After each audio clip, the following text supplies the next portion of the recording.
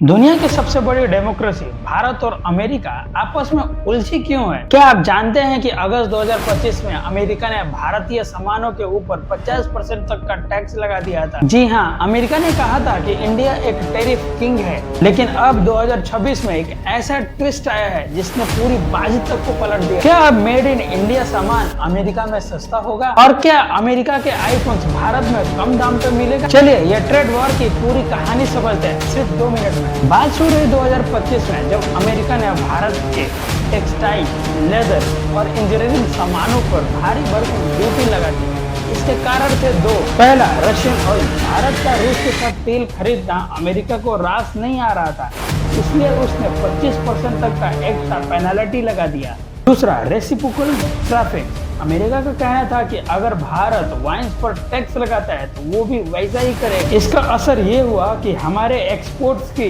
कमर टूट गई। भारतीय ज्वेलरी और कपड़े अमेरिकी बाजार में महंगे हो गए। भारत शांत नहीं बैठा है, उसने भी जवाबी कार्यवाही का तैयारी कर लिया है। लेकिन कहानी में मोड़ आया फरवरी 2026 में। इसके तुरंत बाद दोनों देशों ने इंटरिम ट्रेड डील्स साइन की। पहला टैरिफ कट जो अमेरिका ने 50% तक का टैक्स लगाया था उसे घटाकर 18% तक कर दिया। दूसरा, रशियन ऑयल पेनल्टी। रूस के तेल लेने वाली पेनल्टी पूरी तरह से हटा दिया गया। बदले में भारत ने अमेरिकी एग्रीकल्चर, एक्सपोर्ट और मेडिकल डिवाइसेस के लिए अपने रास्ते आसान कर दिए। तो इसका मतलब क्या है?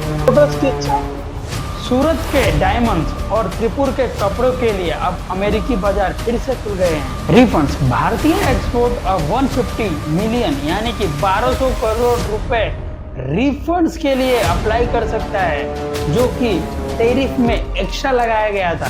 Price drop. भारत में जल्द ही अमेरिकी बादाम, अखरोट, एप्पल पर एक्सपोर्ट होने वाली दाम कम हो सकती है। दोस्तों, ये ट्रेड वॉर एक ट्रेड पार्टनरशिप में बदल रहा है। हालांकि सोलर पैनल और खेती जैसे मुद्दों पे अभी भी बहस जारी है, लेकिन यह डील भारत की बढ़ती आर्थिक ताकत का सबूत है। आपको क्या लगता है, क्या डील भारत के लिए फायदेमंद है? कमेंट्स में जरूर बताएं और ऐसे ही खबरों के लिए सब्सक्राइब करना ना भूलें।